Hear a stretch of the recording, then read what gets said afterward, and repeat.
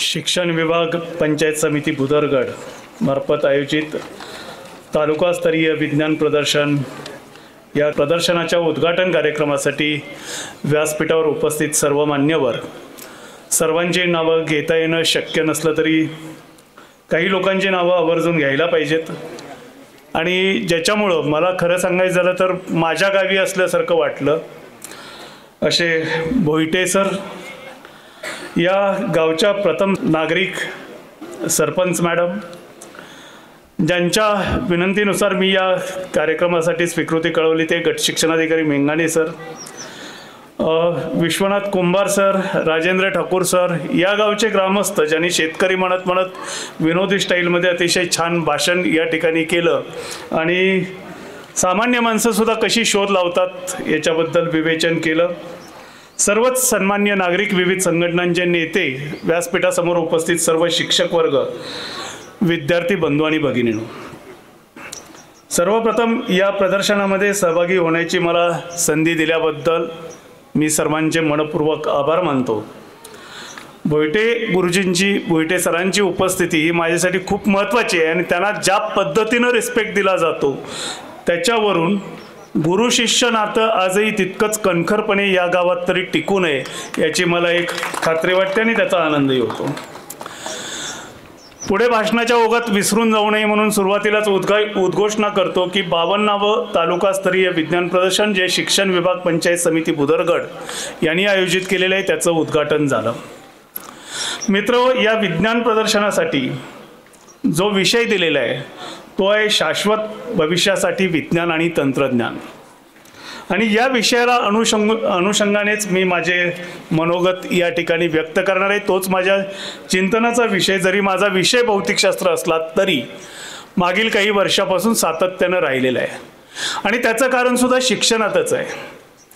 शिक्षणातच आहे असं ज्यावेळेस मी म्हणतो त्यावेळेस व्यासपीठावर असलेले सर्व शिक्षक वर्ग, व्यासपीठासमोर असलेले सर्व शिक्षक वर्ग, संघटनाचे नेते यांना मी सांगतो की आपण काही गोष्टी चुकीच्या शिकवतो आणि आजही आपण त्याच्यावरती दुर्दैवानं विचार करत नाही, चिंतन करत नाही.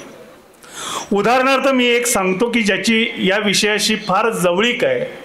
हा विषय म्हणजे आपण विद्यार्थ्यांना शिकवतो माणसाच्या मूलभूत गरजा. माणसाच्या मूलभूत गरजा म्हणून आपण काय शिकवतो तर अन्न, वस्त्र आणि निवारा.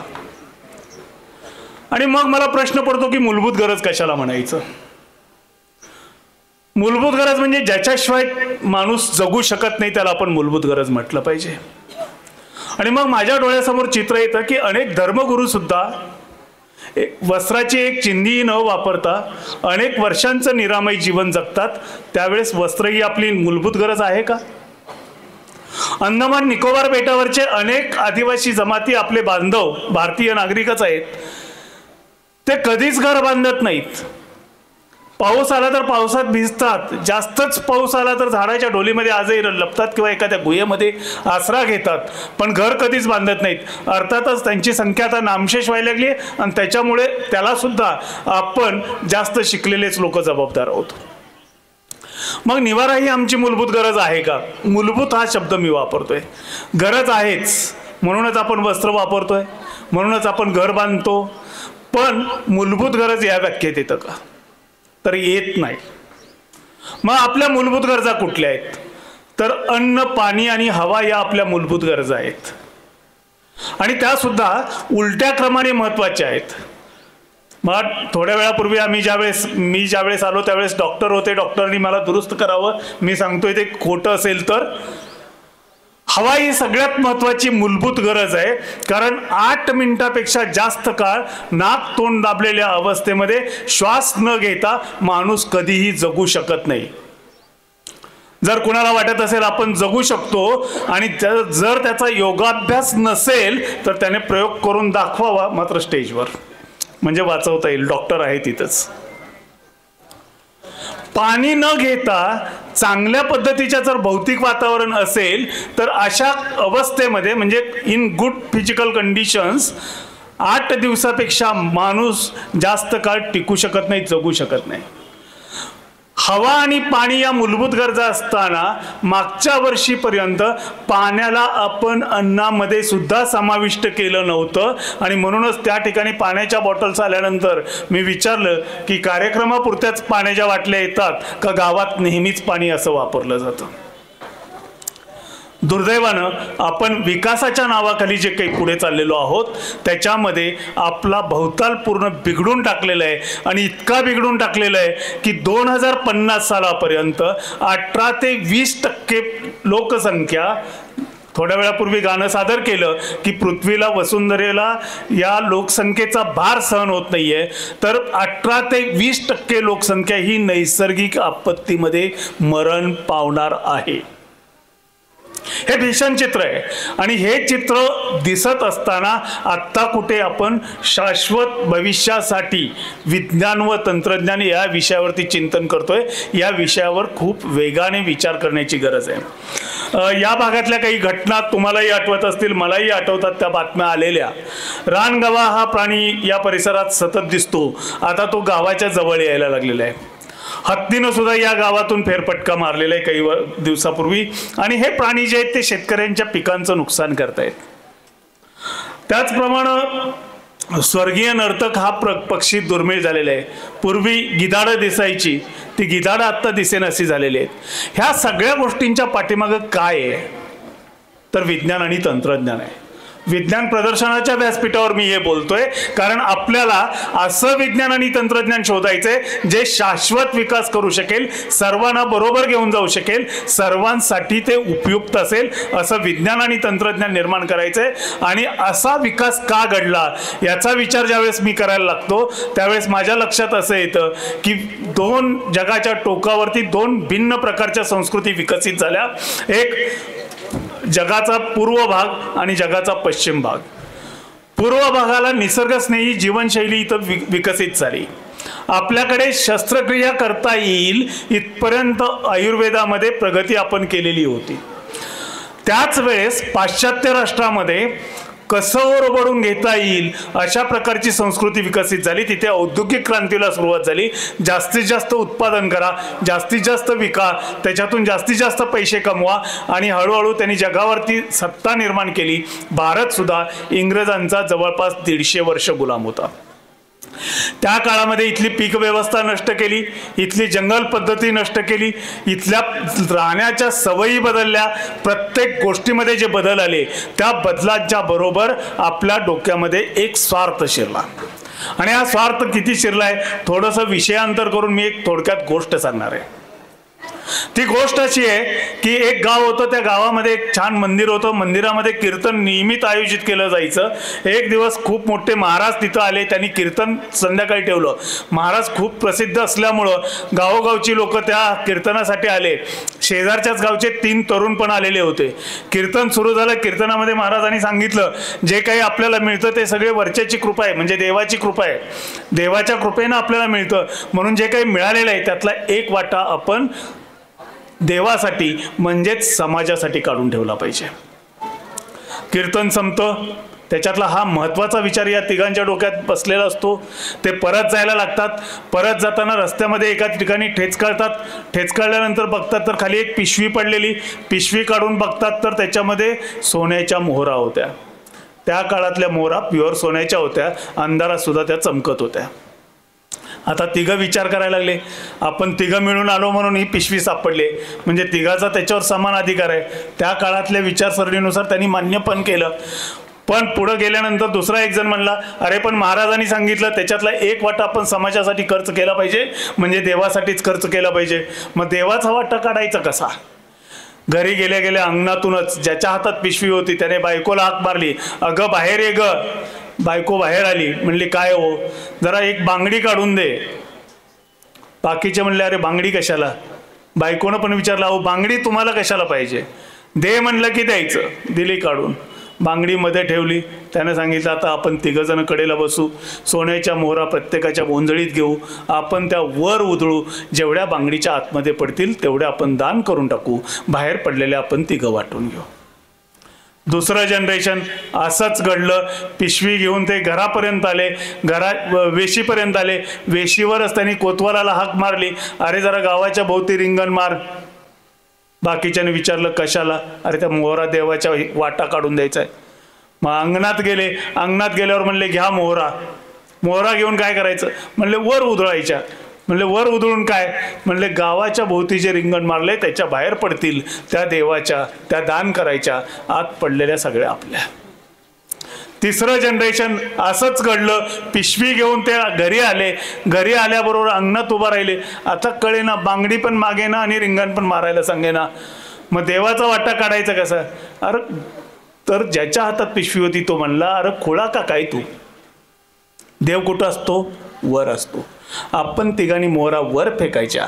देवाला जेवढ्या पाहिजेत तेवढ्या देव काढून घेईल, उरलेल्या सगळ्या खाली पडतील. खाली पडलेल्या सगळ्या आपल्या. आजची परिस्थिती ह्या लेवलची आहे. विज्ञान तंत्रज्ञानाची प्रगती माणूस जे करत गेला त्याच्यामध्ये फक्त आणि फक्त माणसाला सुख कसं मिळेल, आपलं जगणं कसं सुखकर होईल, आपले कष्ट कसे कमी होतील, या पलीकडे कधीही दुसरा विचार केला नाही. आणि अशी अंधाधुंद प्रगती करत गेल्यामुळं आजची परिस्थिती इतकी भयानक उद्भवलेली आहे की या शहरामध्ये, या गावामध्ये गवा दिसणारच, हत्ती दिसणारच. कारण आपल्याला नेत्र सुख हवंय, शरीर सुखात राहायला पाहिजे, कष्ट कमी पडले पाहिजेत, आपल्याला मनोरंजनाची चांगली साधनं पाहिजेत, प्रत्येक गोष्ट आपल्याला आनंद देणारी पाहिजे. आणि त्याच्यासाठी आपण प्रत्येक गोष्ट करत गेलो. झाडं लावण्याचं तसंच आहे. आणि त्याचाच परिणाम आहे की आत्ता गवा आणि गेंडा, हत्ती यांची संख्या कमी झालेली असताना ते गावात शिरतायत, शेतकऱ्याच्या पिकाचं नुकसान करतायत. त्यांची लोकसंख्या कमी झाली आहे आणि आपली लोकसंख्या वाढली आहे. जंगलाचं क्षेत्र त्यांना पाहिजे तेवढं आत्ताही आहे, पण त्यांना शहरात यावं लागतं, गावाकडे यावं लागतं, शेतकऱ्याच्या पिकात घुसावं लागतं. कारण आज जंगलामध्ये त्यांना खाद्य म्हणून जे पूर्वी मिळत होतं ते आम्ही शिल्लक ठेवलेलं नाही. तर त्या ठिकाणी परदेशी वनस्पतींची दाटी करून टाकलेली आहे आणि त्याच्यामुळं त्यांना अन्न मिळत नसल्यामुळं ते नाईलाजाने येतात. उदाहरणादाखल काही नावं जर सांगायची झाली तर घाणेरीचं साम्राज्य आपल्या जंगलामध्ये किती आहे ते बघा. कॉस्मॉसची पिवळी फुलं, त्याची तर स्टोरी फार इंटरेस्टिंग आहे. मंत्री साहेब एक दाजीपूरचं अभयारण्य बघायला चाललेले होते. तिकडे जाता जाता त्यांच्या सौभाग्यवती म्हणाले की काय हो साहेब, पुण्याला जाताना आपण खेड शिवापूर सोडलं की दोन्हीकडेला रस्त्याच्या एवढी छान पिवळी फुलं असतात, इकडं पण तशी पिवळी फुलं फुलायला पाहिजेत. ते मंत्री साहेब होते, त्याने लगेचच फोन केला पुण्याला. तिथून बिय गोळा झाल्या, आणल्याने आपल्या दाजीपूरच्या इकडे टाकल्या. दाजीपूरच्या अभयारण्याकडे जाताना बघा तुम्ही, पिवळा कॉस्मॉस रस्त्याच्या दोन्ही बाजूला फुललेला दिसतो. गव्याला जर खायलाच नसेल तर तो तुमच्या भागात अतिक्रमण करणारच ना. हा विचार शाश्वत विकासाच्या बाबतीत ज्यावेळेस आपण बोलायला सुरुवात करू त्यावेळेस करायला पाहिजे. माणसानं प्रत्येक ठिकाणी स्वतःचा स्वार्थ शोधत गेला आणि त्याच्यामध्ये शास्त्रज्ञांची भूमिका अत्यंत घातकी आहे. त्याच्यापासून आपण थोडं सुधारलं पाहिजे. मी काही उदाहरणं सांगणार आहेत जी या भागाला, त्यातलं एक उदाहरण तर लागू आहे. अणुशक्तीचा शोध लागला त्यावेळेस सगळ्या अणुशास्त्रज्ञांनी एकच गोष्ट सांगितली, अणुशक्ती ही पर्यावरण पूरक आहे. त्यावेळेस अणुकचरा किती मोठ्या प्रमाणात निर्माण होणार आहे आणि तो किती घातक असेल हे कुणीही सांगितलं नाही. चेर्नोबिल सारखी दुर्घटना होऊ शकते हे असं भाकीत कुठल्याही शास्त्रज्ञानं केलं नाही. उलट सांगितलं की असा अपघात होणे शक्य नाही. हिरोशिमा आणि नागासाकीवरती बॉम्ब टाकला जाऊ शकतो आणि त्याच्यातून एवढा मोठा विध्वंस होऊ शकतो याचं कदाचित चित्र आईन्स्टाईनच्या डोळ्यासमोर सुद्धा आलं नसावं. कारण आईन्स्टाईनच होते की ज्यांनी त्यावेळेसच्या राष्ट्राध्यक्षांना पहिलं पत्र लिहिलं की जर्मनी अणुबॉम्ब करण्याच्या तयारीत आहे, अमेरिकेनं ते पाऊल उचललं पाहिजे. नंतर ते अणुबॉम्बच्या कट्टर विरोधक बनले आणि नंतर त्यांनी बुद्धाला आपला आदर्श मानलं. पण सुरुवातीला ते सुद्धा याचे पुरस्कर्ते होते. शास्त्रज्ञ कुठलाही शोध लागला की नेहमी त्याचे फायदे सांगतात, तोटे कधीही सांगितले जात नाहीत. आणि त्यामुळं विज्ञान हे घातक ठरतं, ते ठरलं नाही पाहिजे. अशा पद्धतीनं संशोधन करणं म्हणजे शाश्वत विकासासाठी संशोधन आहे असं मानलं पाहिजे. दुसरं उदाहरण जे या भागाला लागू आहे ते असं की 60-70च्या दशकांमध्ये आपल्याला अन्नधान्याची टंचाई फार मोठ्या प्रमाणात जाणवत होती. 72च्या दुष्काळामध्ये तर आपण अमेरिकेतून अन्न आयात केलं, इतर राष्ट्रातून अन्न मागवलं, ज्याच्याबरोबर इतर अनेक गोष्टी आल्या आणि त्या गोष्टी आज आपण विना तक्रार त्यावेळेस स्वीकारलेल्या असल्यामुळं त्याची वाईट फळं आपल्याला दिसत आहेत. 25-30 वर्षाच्या वयाच्या लोकांना सगळं आठवत असेल, एक 10-12 वर्षापूर्वीपर्यंत सहज रस्त्याच्या कडेने आपण चाललो तर कुठल्या तरी झुडपाला मधाचं पोळं बसलेलं दिसत होतं. आत्ता त्या पोळ्यांचं प्रमाण दिसायचं किती कमी झालंय. प्रदूषण हे एक कारण आहेच, कीटकनाशकं तणनाशकं हे कारण आहेच. त्याचबरोबर 72च्या दुष्काळामध्ये 82 प्रजाती भारतात लावाव्यात, जेणेकरून इथं दुष्काळाची परिस्थिती वारंवार उद्भवू नये याच्यासाठी जंगलांची निर्मिती होईल. म्हणून आपल्याला सांगितलेल्या गोष्टी आपण स्वीकारल्या, लावली ती झाडं आणि आज त्या झाडांचे दुष्परिणाम आपण भोगतोय. 2 गोष्टी घडलेल्या आहेत. विज्ञान आणि तंत्रज्ञानामध्ये वैद्यकशास्त्राने जी प्रगती केली त्या प्रगतीमुळे लोकसंख्या वाढ मोठ्या प्रमाणात होत राहिली, त्यामुळं नैसर्गिक संसाधनाची मोठ्या प्रमाणात गरज भासायला लागली.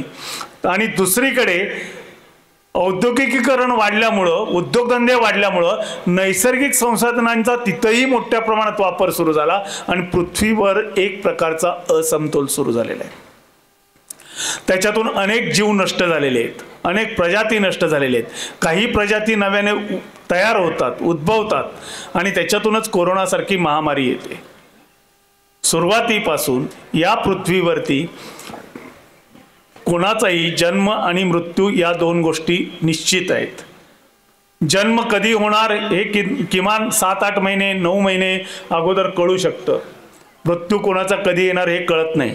माणसानं मात्र त्याच्यामध्ये आत्ता होणारा मृत्यू उद्यावरती ढकलण्यासाठी औषधशास्त्रामध्ये एवढ्या मोठ्या प्रमाणात प्रगती केली की सरासरी आयुष्य वाढलं. नैसर्गिक संसाधनांचा वरती वाढलेला भार आणि नैसर्गिक संसाधनांची होणारी उपलब्धता याचं प्रमाण व्यस्त होत गेलं आणि ते प्रमाण इक्वल ठेवण्यासाठी, समान ठेवण्यासाठी, समतोल साधण्यासाठी विज्ञान आणि तंत्रज्ञान याच्यामध्ये कार्य करण्याची, शोध लावण्याची आजच्या घटकेला फार मोठी गरज आहे. काही उदाहरणं यातली जर सांगायची झाली तर आवर्त सारणीच्या पुस्तकाचा उल्लेख झाला. आवर्त सारणी व मूलद्रव्याची दुनिया हे पुस्तक लिहित असताना त्याच्यामध्ये सगळ्याच 118 मूलद्रव्यांचा मी अभ्यास केला. त्यामध्ये साधारणपणे 92 मूलद्रव्ये अशी आहेत की जी आपल्याला स्थिर अवस्थेमध्ये मिळतात किंवा आपल्याला प्रत्यक्ष बघता येतात, त्याच्या प्रॉपर्टीज आपल्याला अभ्यासता येतात. त्यापैकी 32 मूलद्रव्ये अशी आहेत की ती काही दिवसानंतर मिळणार नाही, म्हणजे आपल्याला त्यांचा वापर करता येत नाही. आणि त्यातलं सगळ्यांच्या जिव्हाळ्याचं एक मूलद्रव्य आहे ते म्हणजे फॉस्फरस. 2030 सालानंतर काडीपेटी तयार करण्यासाठी फॉस्फरस मिळणार नाही आणि 2035 पर्यंत जो काही प्रोडक्शन करून ठेवलेला काडीपेट्यांचा स्टॉक असेल तो संपुष्टात येईल. 2035 नंतर काडीपेटी मिळणार नाही. अतिशय वाईट पद्धतीनं आपलं हे आजच्या घटकेला चाललेलं आहे. किती वाईट चाललेलं आहे याची काही उदाहरणं आणखी आपण बघूया. प्रकाशाचं उदाहरण गट शिक्षण अधिकारी सरांनी, मेंगाणे सरांनी दिलं. प्रकाशाचा शोध लागला, प्रकाश मिळाला आपल्याला, पण त्या प्रकाशाचा किती अतिरेकी वापर सुरू झालेला आहे. दिवाळी आपण कशा पद्धतीनं साजरी करतो तर झाडांनी आता कार्बन डायऑक्साईड दिवसा शोषून घेणं मंदावलंय. त्यांचं झाडांचा श्वसनाचा दिवसाचा वेग जो आहे तो मंदावला चाललाय. का तर त्यांच्यावरती आपण रात्री पण प्रकाशाचा इतका मारा करतोय की त्यांना त्यांचं जगणं असह्य व्हायला लागलंय. प्रत्येकाला विश्रांतीची गरज आहे. याच देशाचे सुपुत्र जगदीशचंद्र बोस यांनी सांगितलं की वनस्पतींनाही भावना असतात, वनस्पतीही रेस्ट घेतात. सगळ्या गोष्टी आपल्याला कळालेल्या असताना सुद्धा भारतासारखा देश ज्याच्यातली संस्कृती ही निसर्गस्नेही संस्कृती आहे. बघा तुम्ही प्रत्येक सण घ्या, त्या सणाला कुठलं ना कुठलं तरी झाड, प्राणी काही ना काहीतरी जोडलेलं आहे. का जोडलेलं आहे?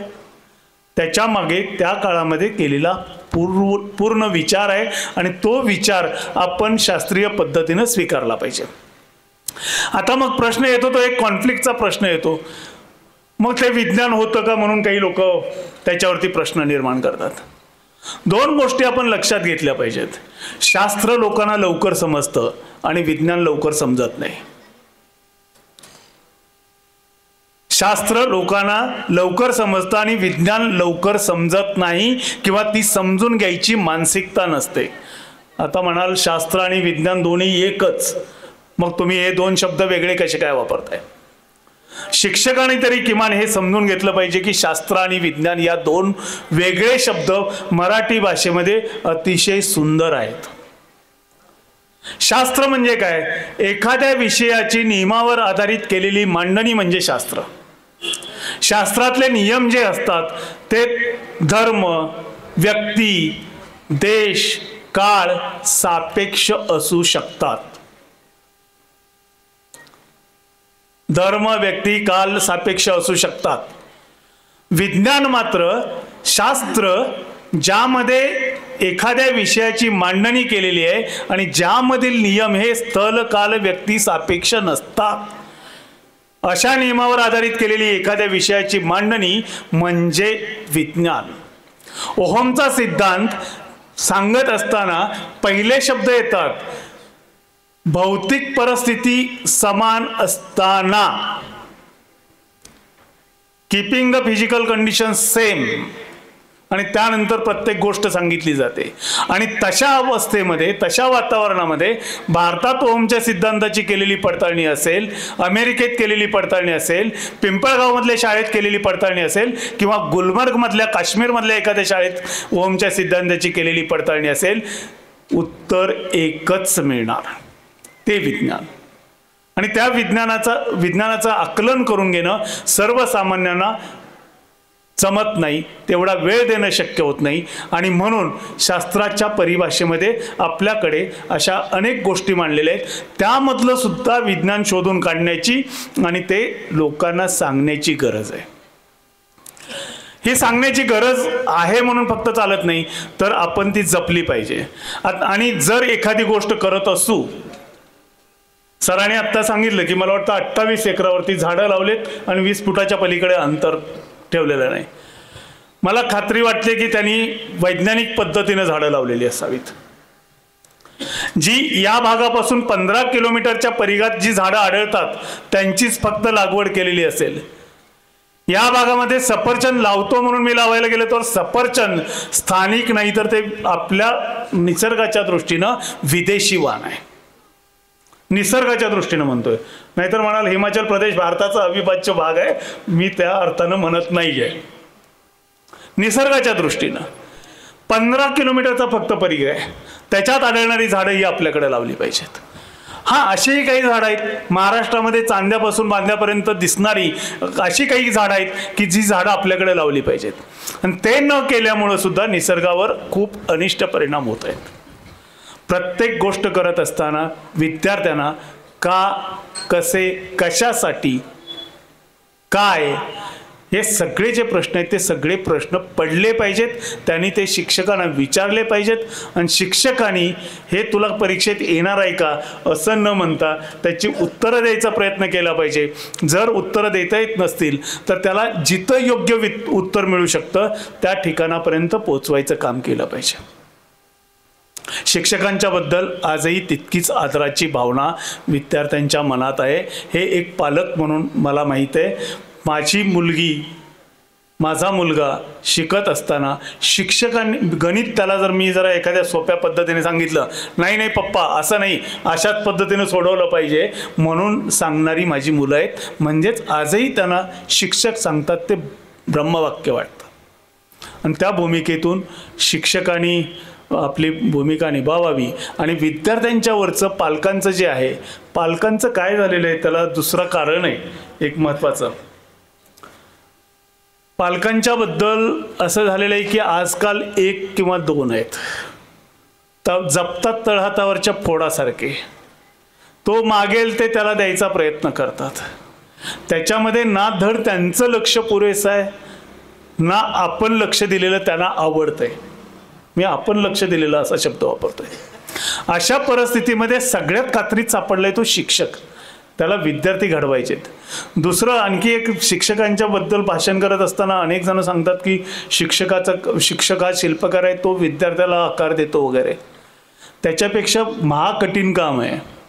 अहो, तो कुंभार बसून असं फिरवत असतो, त्यावेळेस ती माती कुरकुरत नाही. आजचं पोरगं 10 प्रश्न विचारतंय, 20 प्रश्न विचारतंय. आमच्या वेळेस प्रश्न विचारणं अवघड होतं, पण आत्ताची पोरं त्याच्या पुढं आहेत. आणि त्या मुलांना घडवत असताना शिक्षकाला खूप कौशल्याने काम करावं लागतं. असं असताना सुद्धा अशा ग्रामीण भागामध्ये जवळपास 123 उपकरणं या ठिकाणी प्रदर्शित होत आहेत. याचा मला मनस्वी आनंद आहे.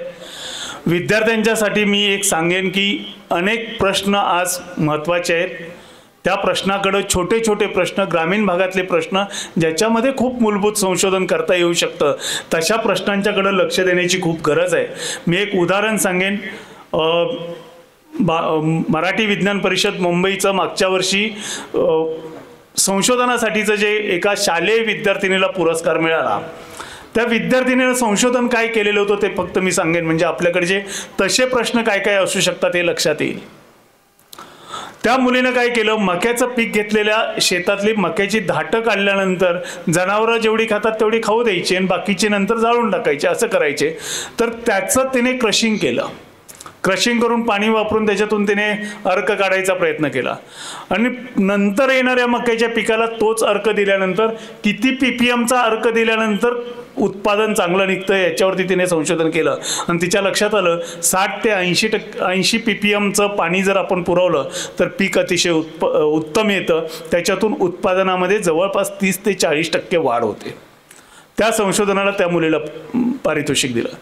या भागातली, आपल्या भागातली, पश्चिम महाराष्ट्रातली सगळ्यात मोठी समस्या जी आहे, ऊसाचं पाचट शेतात जाळणे. प्रदूषण एकीकडे करायचं, मातीतला कार्बन जो शोषून घेतलाय तो कार्बन पुन्हा वातावरणात मिसळायचा आणि मातीतला कार्बन कमी करायचा, हा एक मोठा भाग आहे.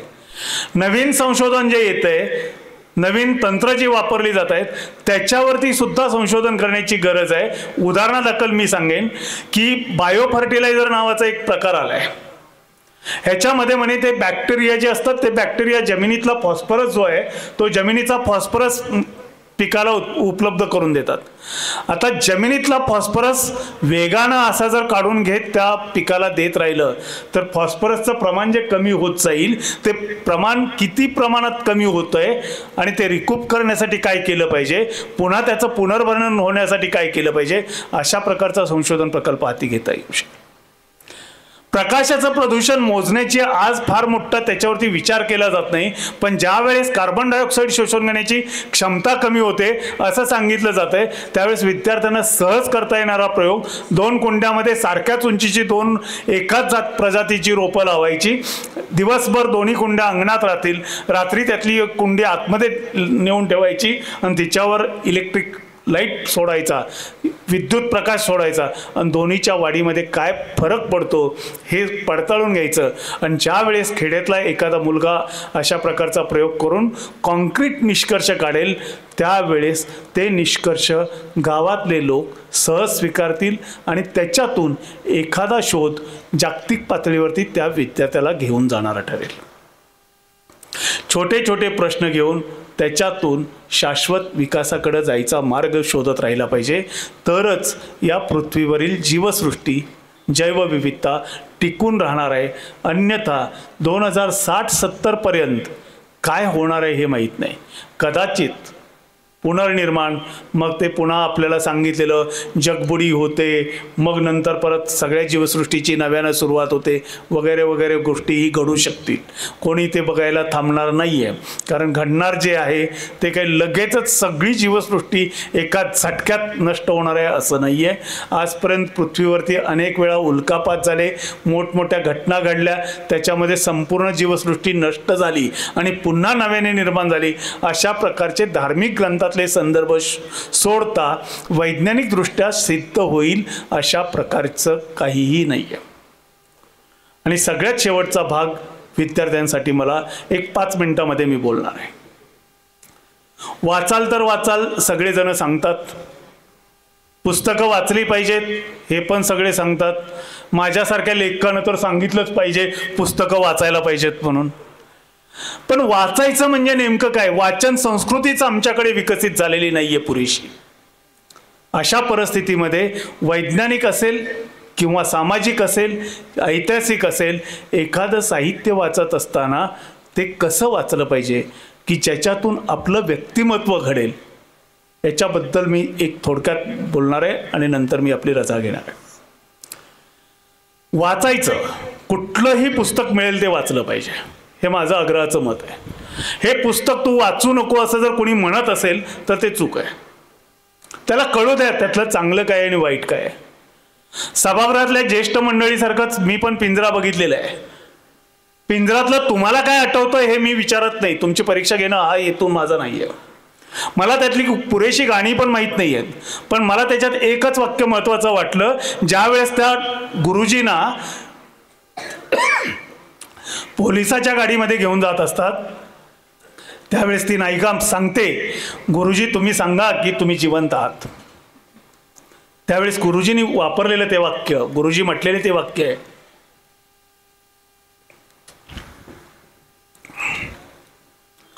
नाही नाही, व्यक्ती मेल्या तरी चालतील पण आदर्श टिकले पाहिजे.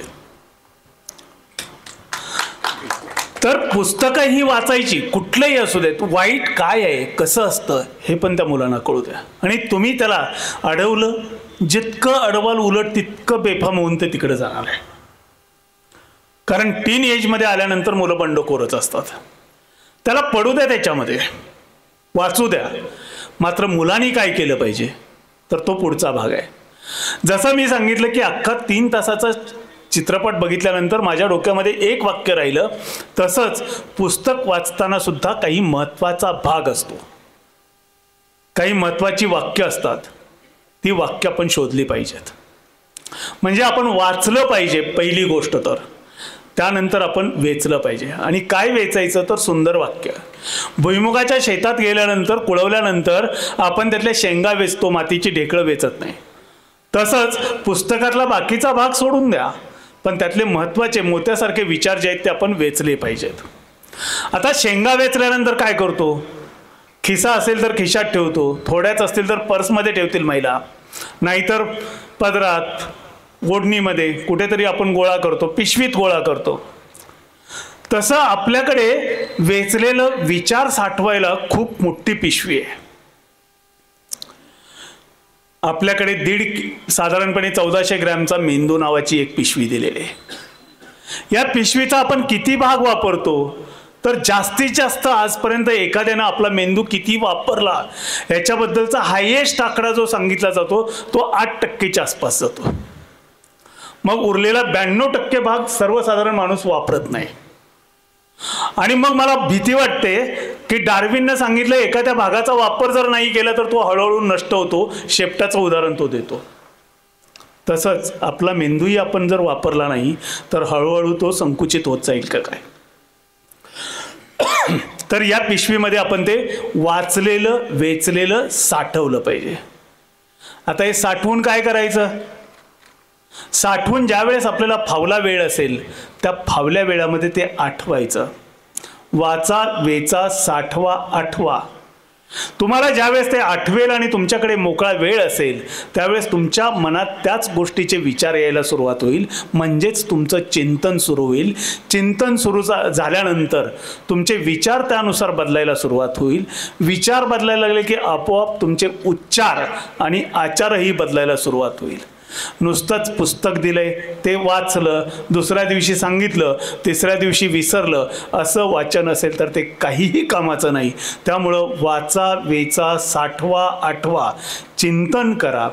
उच्चार, आचार आणि विचार हे सर्व काही आपोआप बदलत जातील आणि त्याच्यातून तुमचं खऱ्या अर्थानं व्यक्तिमत्व घडत जाईल.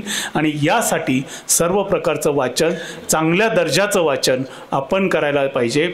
आपण जर आज शिवाजी महाराजांचा इतिहास एखाद्या इतिहासाच्या शिक्षकाने आजपर्यंत शिकवून सुद्धा जर त्याच्या डोळ्यासमोर शिवाजी महाराजांच्या मनात मथुरेत शंभूराजेला सोडून येताना आपल्या प्रिय पत्नीची आठवण, स्वराज्याचा वारसदार अनोळखी प्रदेशामध्ये सोडून येताना काय विचार आलेले असतील, महाराजाच्या चेहऱ्यावर काय भाव आलेले असतील, हे जर दिसत नसेल तर आपण या सूत्रामध्ये वाचन संस्कृतीमध्ये आपण कच्चा लिंबू आहोत असं मानलं पाहिजे आणि आपण पक्का लिंबू होण्यासाठी प्रयत्न केला पाहिजे, अशी एक माझी विद्यार्थ्यांना खास करून ही विनंती आहे. त्यांनी त्यानुसार स्वतःमध्ये बदल करावा. पुढचं आयुष्य जे आहे ते आयुष्य विज्ञानामध्ये घालवायचं असेल तर सगळ्यांचा विचार करून संशोधनाकडे लक्ष द्यावं. मूलभूत प्रश्नाकडं, मातृभूमीतल्या प्रश्नाकडं, आपल्या मायभूमीतल्या प्रश्नाकडे जास्तीत जास्त लक्ष केंद्रित करावं. त्याच्यामध्ये सुद्धा खूप संधी आहेत आणि इथून पुढच्या काळामध्ये अशाच शोधांना जास्त महत्त्व येणार आहे, हे लक्षात घेऊन त्या प्रश्नाला शोधायला सुरुवात केली पाहिजे. तसे या भागातील विद्यार्थी प्रयत्न करतील. अर्थातच शाळा इतकी चांगली आहे की इथं पुस्तकावर प्रेम करणारे संस्थाचालक भेटतात, अशी आठवण मी माझ्या मनामध्ये ठेवेन. संस्थाचालक खूप बघितले, पण इथले संस्थाचालक एखाद्या कार्यक्रमाची तयारी करताना दिसतात. संस्थाध्यक्ष म्हणून, संस्थाचालक म्हणून फक्त मिरवत नाहीत तर इथं काहीतरी चिटकवायचा प्रयत्न करतात, मंडप सजवायचं काम करतात. असे संस्थाचालक मिळणं, असे ग्रामस्थ मिळणं, कारण तिथं देणगीदारांचा बोर्डही मी येता येता बघितला. तर हे या गावचं, या विद्यार्थ्यांचं नशीब आहे की अशा गावामध्ये तुम्ही जन्माला आलात. या शाळेला भेट देणाऱ्या विद्यार्थ्यांचं नशीब आहे की अशा शाळेला त्यांना भेट देता येते. इथं या प्रदर्शनाचं आयोजन केल्याबद्दल मी संयोजकांचे मनपूर्वक आभार मानतो आणि या प्रदर्शनामध्ये सहभागी झालेल्या विद्यार्थ्यांच्यामधून कोणीतरी मेरीडेल शिल्टन घडेल. मी मुद्दाम मेरीडेल शिल्टनचं चरित्र सांगणार नाही, कारण तुमच्या हातामध्ये आत्ता अँड्रॉइड फोन पप्पाचा, मम्मीचा कधीतरी मिळतो. कोरोना काळात तर तो तुमच्या हातातच असायचा. त्याच्यावरती तुम्ही जरूर सर्च करावं.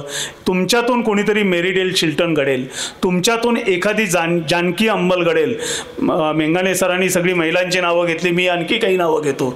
जे या भागातलं प्रमुख पीक आहे ऊस, त्या ऊसावर संशोधन करणारी आणि भारतामध्ये किती प्रकारच्या वनस्पती आहेत याचा भारत स्वतंत्र झाल्यानंतर पहिली डिरेक्टरी तयार करणारी महिला म्हणजे जानकी अंबल. अशी व्यक्तिमत्व घडतील. मुलांच्या मधून एखादा होमी जहांगीर बाबा, एखादा CV रमन तयार होतील, अशा प्रकारची एक अपेक्षा व्यक्त करतो. तसा तो तयार व्हावा. त्याच्या सत्काराचा कार्यक्रम याच शाळेनं संस्थाध्यक्षाने आयोजित करावा. त्यावेळेस माझी मानसुद्धा अशी हालत असेल, कारण सरांच्या, भोईटे सरांच्या सारखी फिटनेस ठेवायचा प्रयत्न आहे. बघू किती साध्य होतं ते. आणि तशा अवस्थेमध्ये आम्हाला पुढच्या खुर्च्यामध्ये बसून तुमच्या सत्कारासाठी टाळ्या वाजवण्याची संधी मिळावी, अशी एक अपेक्षा व्यक्त करतो. तुम्हाला सर्वांना शुभेच्छा देतो. संयोजकांचे मनपूर्वक आभार मानतो आणि थांबतो. जय हिंद, जय महाराष्ट्र.